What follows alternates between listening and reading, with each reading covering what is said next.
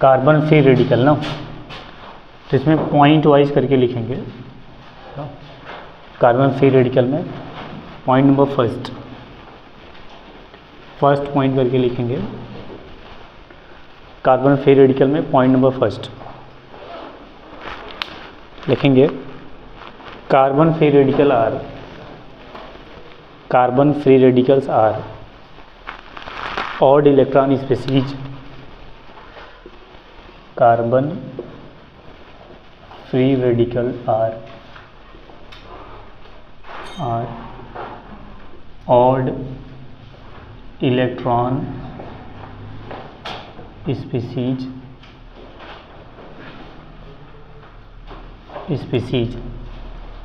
odd electron species in which carbon atoms contain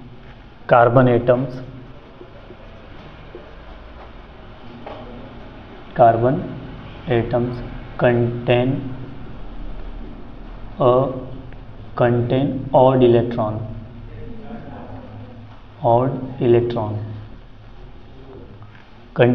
electron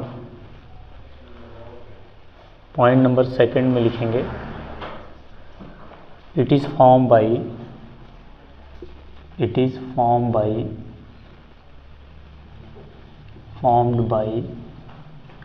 homolytic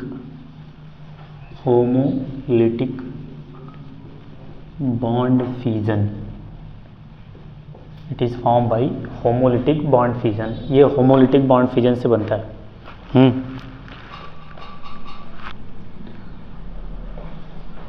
point number next लिखेंगे,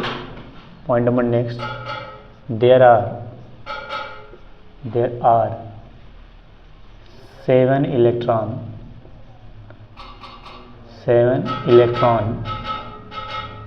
in their outermost cell। इसके outermost cell में कितने electron होते हैं? 7 electron होते हैं। Point number 4, it is paramagnetic in nature.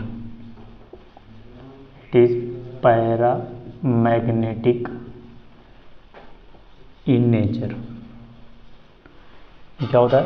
Paramagnetic nature का होता है ना। क्यों? क्योंकि इसमें एक ऑड इलेक्ट्रॉन प्रेजेंट होता है। पैरामैग्नेटिक मतलब क्या था? विच अट्रैक्ट्स इन मैग्नेटिक फील्ड। जो मैग्नेटिक फील्ड में अट्रैक्ट हो जाता है उसे हम लोग क्या बोलते हैं? पैरामैग्नेटिक बोलते हैं।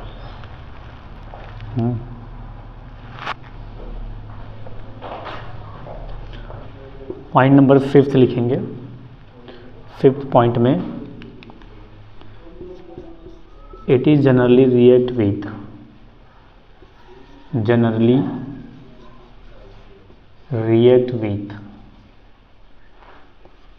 ये किसके साथ रिएक्शन करेगा? फ्री रेडिकल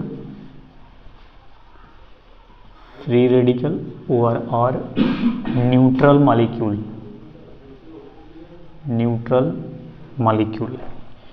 ये जनरली फ्री रेडिकल के साथ रिएक्शन करेगा या तो न्यूट्रल मॉलिक्यूल के साथ रिएक्शन करता है। ओके,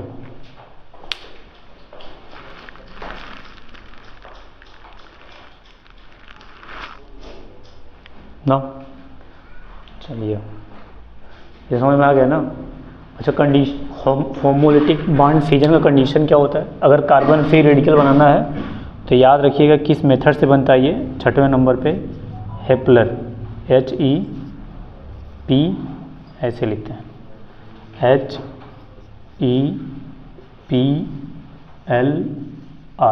ना।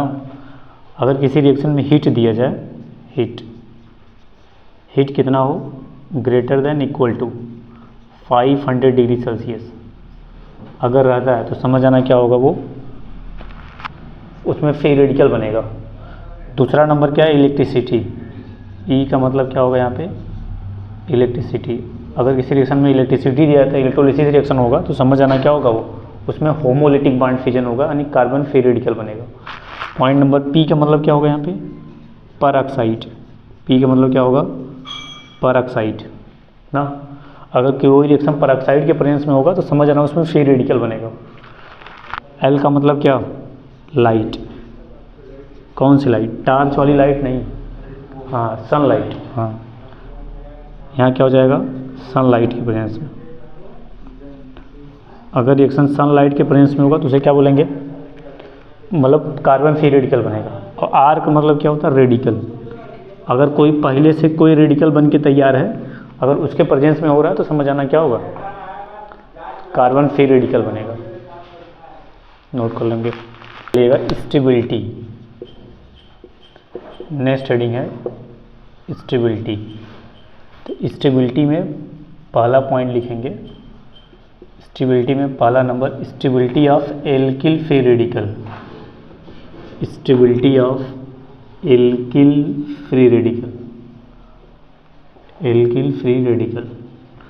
पहले हम लोग पढ़ेंगे stability of alkyl free radical के बारे में, फिर उसके बाद क्या जानेंगे, एलाइल और बेंजाइल फ्री रेडिकल ना। तो जैसे हम लोग कार्बोकैटायन में पढ़े थे ना, सेम उसी तरह से 3 डिग्री एल्किल फ्री रेडिकल की मैं बात करूं, जैसे अगर यहाँ पे पहला नंबर ले लिया गया CS2, ये पहला नंबर हो गया ना। एक और ले लेते हैं मिथाइल फ्री रेडिकल, ये इथाइल, ये मिथाइल, सॉरी ये मिथाइल, ये क्या इथाइल है। उसके बाद क्या हो गया, ये 2nd डिग्री फ्री रेडिकल ना। उसके बाद क्या होगा यहाँ पे CS3 CH, हाँ C रहेगा, यहाँ हो जाएगा CS3, यहाँ क्या हो जाएगा CS3। तो कार्बोकैटायन में क्या था, कार्बोकैटायन में 3 degree is more stable then 2 degree, 2 degree is more stable then 1 degree, 1 degree is more stable then methyl वाला। समझ आ गया ना। तो ये सेम वही चीज़ है, कार्बोकैटायन की तरह ही सेम रहेगा। समझ आ गया, बस अतः यहाँ पे जहाँ पे प्लस था वहीं पे क्या रहेगा, एक और इलेक्ट्रॉन दिखा देंगे। तो इसके स्टेबिलिटी का ऑर्डर क्या हो जाएगा, सबसे ज़्यादा लेस, सबसे लेस स्टेबल ये, फिर ये, फिर ये। तो ये आपका क्या है, ये मिथाइल फ्री रेडिकल है, ये आपका क्या है, मिथाइल फ्री रेडिकल है, ये मिथाइल फ्री रेडिकल। ये क्या है आपका 1 डिग्री, ये 2 डिग्री, और ये क्या है 3 डिग्री ना। इसमें लिखेंगे कैसे, थोड़ा सा लिख लेंगे, फिर इसको नोट करिएगा ना। बोले लिखेंगे, the stability of alkyl free radical, the stability of alkyl free radical can be explained by, can be explained by hyperconjugation, can be explained by hyperconjugation and number of resonating structure, hyperconjugation and number of resonating structure, number of resonating structure, number of resonating structure, मतलब number of, इसमें number of resonating structure कितना बनेगा, देखो 3 3 6 3 9 9, और एक कितना, जितना number of hyper conjugative hydrogen होता है उसमें एक हम ऐड कर देते हैं, नहीं समझे क्या। तो इसमें इसका रिजोनेटिंग स्ट्रक्चर कितना बनेगा 10 ना, इसका कितना बनेगा 7, इसका कितना बनेगा 4, इसका कुछ बनेगा, इसका बनेगा ही नहीं ना, क्योंकि इसमें कोई हाइपर कंजुगेटिव हाइड्रोजन नहीं है। समझे नहीं समझे, तो इतना याद रखना है। तो इस वाले का रिजोनेटिंग, जो इसका जो RS होगा, इसका RS 10 होगा, इसका RS कितना होगा 7, इसका RS कितना होगा 4, इसका RS क्या हो जाएगा 4। तो जिसका RS ज़्यादा होगा उसकी स्टेबिलिटी क्या हो जाएगी, ज़्यादा हो जाएगी। ये आपका स्टेबिलिटी का ऑर्डर है। नेक्स्ट हेडिंग लेंगे स्टेबिलिटी ऑफ, बी वाला पॉइंट लिखेंगे, stability of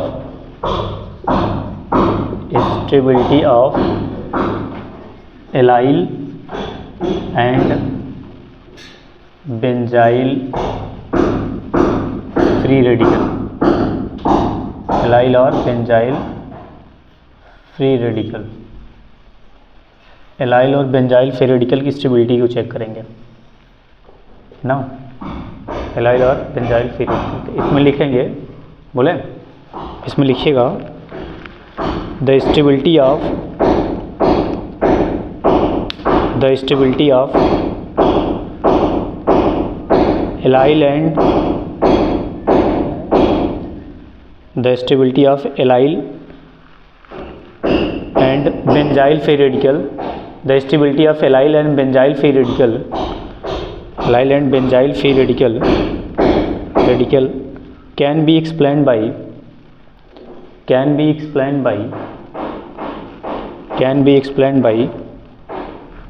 delocalization of electrons, can be explained by delocalization of electron, can be explained by delocalization of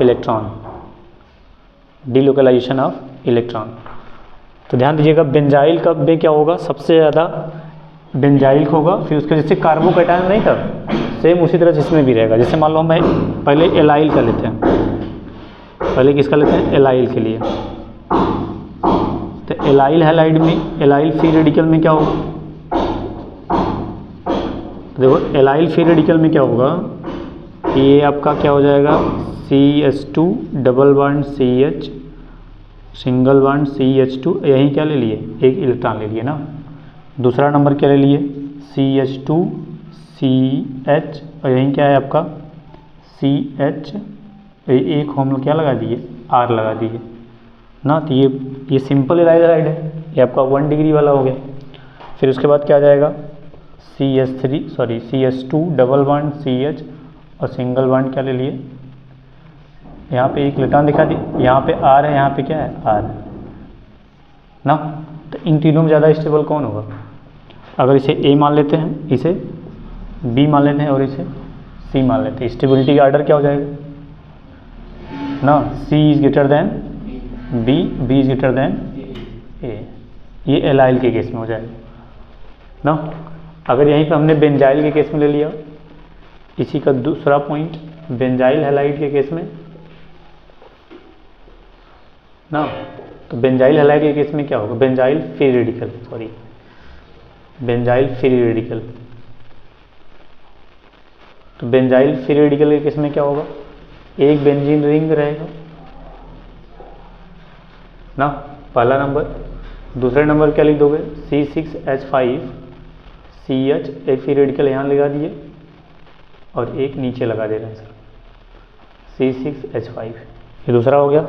तीसरे नंबर पे क्या होगा C6H5C फ्री रेडिकल C6H5 और C6H5, इन तीनों में सबसे ज़्यादा स्टेबल कौन होगा, लास्ट वाला ये ना। क्यों, इसमें देखो एक का 3 होगा तो 3 3 6 3 9, और एक इसका सब्स्टिट्यूट है कितना होगा 10, इसका रिजोनेटिंग स्ट्रक्चर 10 बनेगा, इसका 7 बनेगा, इसका 4 बनेगा। तो जितना ज़्यादा रिजोनेटिंग स्ट्रक्चर बनेगा उसकी स्टेबिलिटी उतना ज़्यादा हो जाएगी, इसको भी नोट कर लेंगे।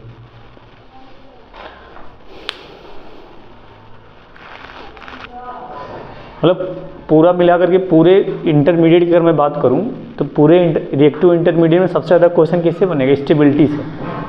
कार्बोकैटायन की स्टेबिलिटी का ऑर्डर कैसे निकाला गया, कार्बन आयन की स्टेबिलिटी का ऑर्डर कैसे निकाला गया ना, कार्बन फ्री रेडिकल की स्टेबिलिटी कैसे निकाला गया। तो कुल मिलाकर तुमको यहाँ पे स्टेबिलिटी चेक करना है, और जितना बढ़िया रिएक्टिव इंटरमीडिएट स्टेबल होगा, समझ आना, उतना बढ़िया रिएक्शन देता है वो, उतना अच्छा प्रोडक्ट बनेगा। तीसरा नंबर लिखेंगे, हेडिंग डालेंगे C वाला point, stability of different type of free radical, different type of free radical, stability of different types of free radical, different types of free radical. Different types का free radical का मतलब तो इतना याद रखना, तो सबसे ज़्यादा जो स्टेबल होगा ना वो C6H5 और C6H5 सबसे ज़्यादा स्टेबल ये होगा। फिर उसके बाद कौन होगा C6H5CH, यहाँ लगा दिए C6H5 ना। फिर कौन होगा greater than C6H5CH2 free radical, फिर कौन होगा CH2 डबल बॉन्ड CH, फिर यहाँ क्या आ जाएगा C, यहाँ पे मान लो मैंने लिया मिथाइल, यहाँ पे ले लिया मिथाइल, ये होगा। फिर उसके बाद कौन हो जाएगा CH2 डबल बॉन्ड CH, यहाँ पे हो जाएगा C, H लिख दिए, यहाँ पे लगा दिए CH3, फ्री रेडिकल। फिर कौन होगा एलाइल वाला CH2 डबल बॉन्ड CH, फिर यहाँ पे लगा दिए क्या CH2 ना। फिर उसके बाद कौन आएगा 3 डिग्री, फिर कौन आएगा 3 डिग्री। फिर उसके बाद कौन आएगा CH3 CH CH3, फिर आ जाएगा 2 डिग्री। फिर उसके बाद कौन आएगा CH3 CH2, फिर ये आ गया। फिर कौन आ जाएगा CH3। ये सब ये डिफरेंट टाइप के मतलब सबसे ज़्यादा हाईलाइट कौन होगा स्टेबल बेंजाइल, फिर उसके बाद एलाइल, फिर उसके बाद एल्काइल आएगा। समझ गए नहीं समझ गया? तो अगर आप लिखना चाहते हैं तो देखो ये तीनों क्या हैं बेंजाइल में ही वाले हैं ना। तो अगर आप देखना चाहते हैं तो सबसे ज़्यादा लिख कौन होता है बेंजाइल, हाँ benzyl free radical, benzyl free radical is more stable than allyl free radical, allyl free radical. फिर उसके बाद कौन आ जाएगा एल्काइल फ्री रेडिकल।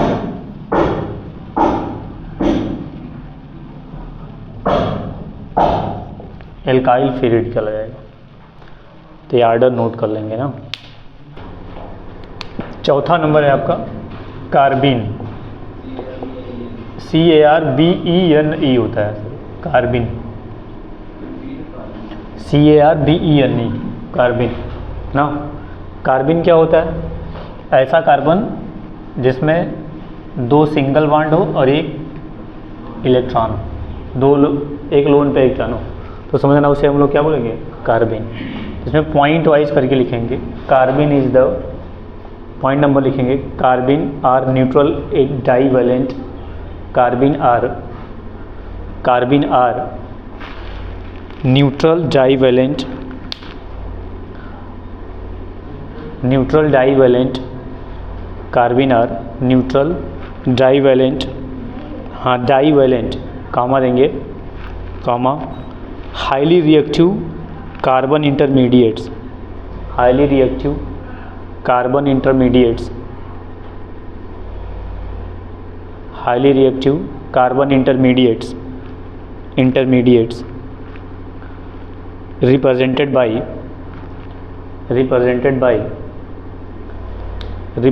बाई ऐसे रिप्रेजेंट करते हैं ना।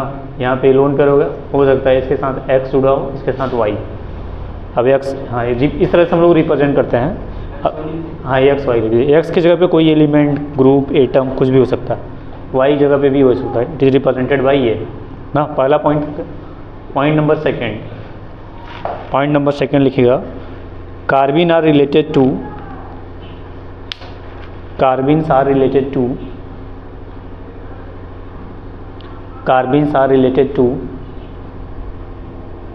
कार्बिन्स are related to carbon ion, carbenes are related to carbon ions through alpha elimination reaction, through alpha elimination reaction, through alpha elimination reaction, मतलब ये अल्फा एलिमिनेशन रिएक्शन के दौरान बनता है, थ्रू अल्फा एलिमिनेशन रिएक्शन ना।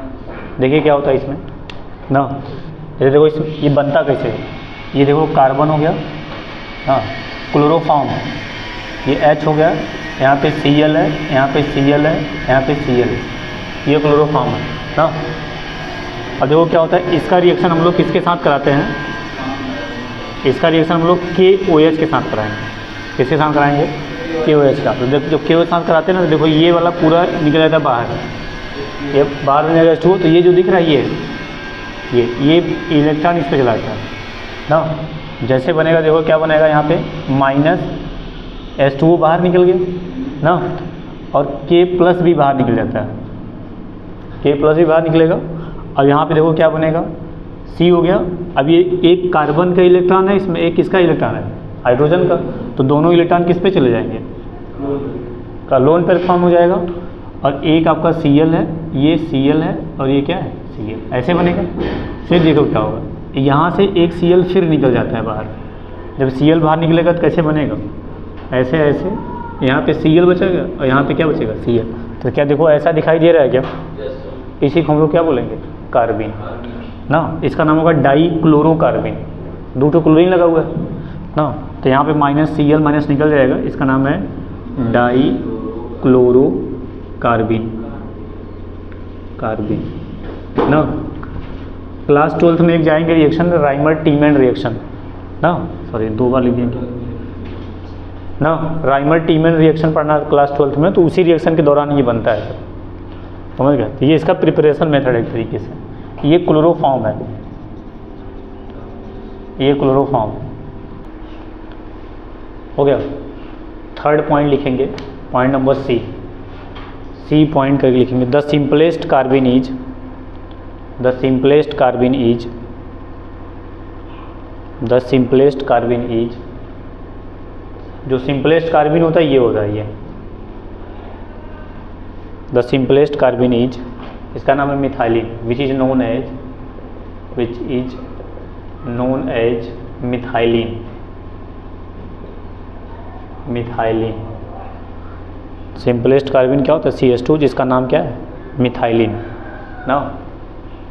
पॉइंट नंबर डी लिखेंगे next point करके ना, पॉइंट नंबर डी करके लिखेंगे, बोले लिखेंगे इसमें डी वाले में, the substituted carbene, the substituted carbene, the substituted carbene are simply named as, the simplest, sorry, the substituted carbon are simply named as, are simply named as derivatives of carbon, derivatives of carbon। अगर हमको नाम देना होगा ना, जैसे मान लो मैं ऐसे लिख दिया CH5C ना, और यहाँ पे एक लोन पेयर है और यहाँ पे हमने H दिखा दिया ना, तो इसका नाम क्या, ये फेनिल जुड़ा है, इसका नाम हो जाएगा फिनाइल कार्बिन। क्या नाम होगा इसका, फिनाइल कार्बिन। मतलब जो सब्स्टिट्यूटेड लगा होगा ना उसी के नाम से हम लोग बोलेंगे, ये फिनाइल ग्रुप लगा है इसलिए इसका नाम होगा फिनाइल कार्बिन, फिनाइल कार्बिन। अगर ऐसे हो जाएगा तो क्या नाम होगा, CH3C, एक लोन पेयर एक H लगा दिए, इसका नाम क्या होगा, मिथाइल कार्बिन। क्या नाम हो जाएगा इसका, मिथाइल कार्बिन। मतलब जो लगा रहा है उसी के नाम से, जैसे मान लो मैं ऐसे ले दिया, एक लोन पेयर यहाँ पे एक R ले दिया, R, ये भी क्या है R मतलब कोई एल्किल ग्रुप है, तो इसका नाम क्या होगा, डाई एल्किल, हाँ डाई एल्किल कार्बिन।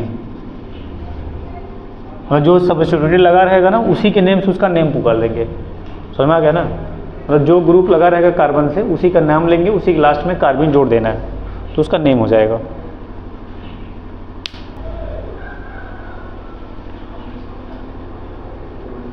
आगे लिखेंगे नेक्स्ट पॉइंट करके लिखेंगे, point number next, the hybridization of divalent carbon of carbene. हाँ नेक्स्ट पॉइंट जो हो, the hybridization of divalent, the hybridization of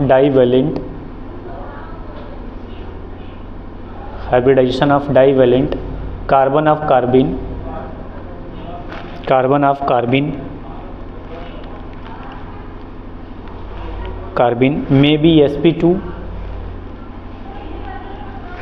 may be sp2, या तो वो sp2 होगा ना, as well as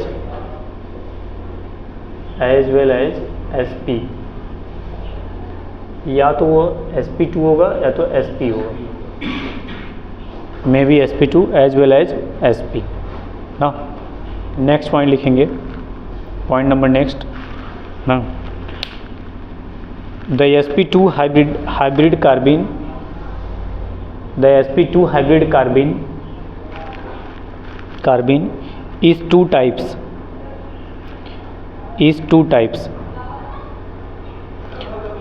first number sp2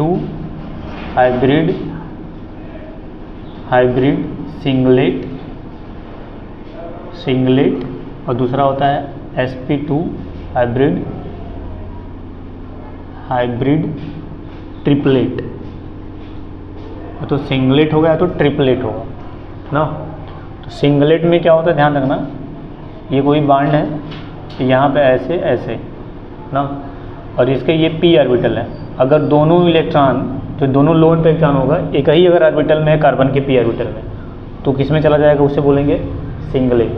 समझ आ गया, ये सिंगलेट में चला जाएगा। ट्रिपलेट में क्या होगा कि अगर ये कार्बन का p ऑर्बिटल है ऐसे, तो एक इसमें चला जाए और एक इसमें चला जाए, तो इसे क्या बोलेंगे हम लोग, ट्रिपलेट। तो ये आपका सिंगलेट का एग्जांपल है, ये ट्रिपलेट का एग्जांपल। सिंगलेट कैसे निकला, तो एक स्पिन ओनली मूव, एक होता है स्पिन मल्टीप्लिसिटी, स्पिन मल्टीप्लिसिटी होता है, मल्टीप्लिसिटी। तो स्पिन मल्टीप्लिसिटी का फार्मूला क्या होता है जानते हो, 2s+1, 2s+1। तो अब ये देखो, इलेक्ट्रॉन एक क्लॉक वाइज, दूसरा कैसा एंटी क्लॉक वाइज, तो क्लॉक वाइज का plus half, anti clock wise का माइनस हाफ। तो इसमें प्लस माइनस होकर क्या हो जाएगा, 0।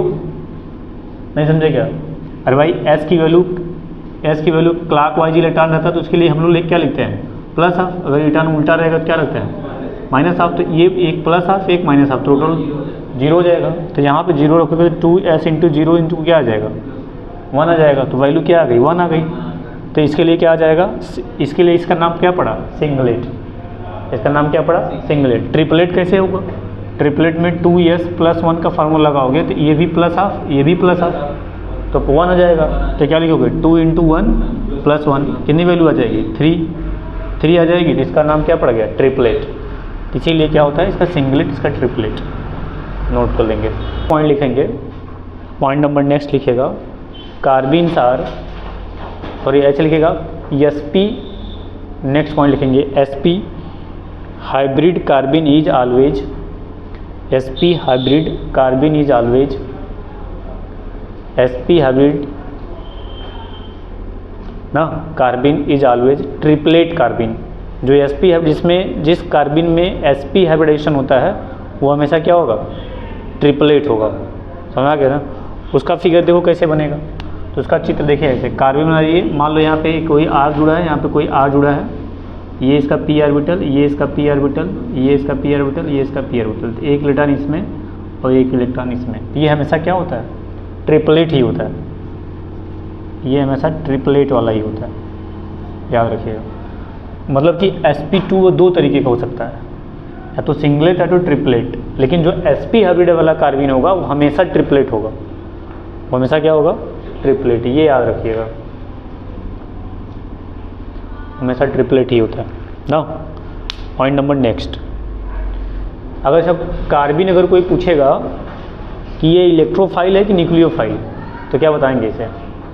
देखो इस, अब यहीं पे मैं बात करता हूँ। यहाँ पे देखो, एक इलेक्ट्रॉन यहाँ शेयर करेगा, एक इलेक्ट्रॉन यहाँ, एक इलेक्ट्रॉन यहाँ, एक इलेक्ट्रॉन यहाँ, 2 यहाँ, टोटल कितने इलेक्ट्रॉन हो गए, 6। तो इलेक्ट्रॉन ऑक्टेट कंप्लीट करने के लिए लेगा कि देगा, लेगा।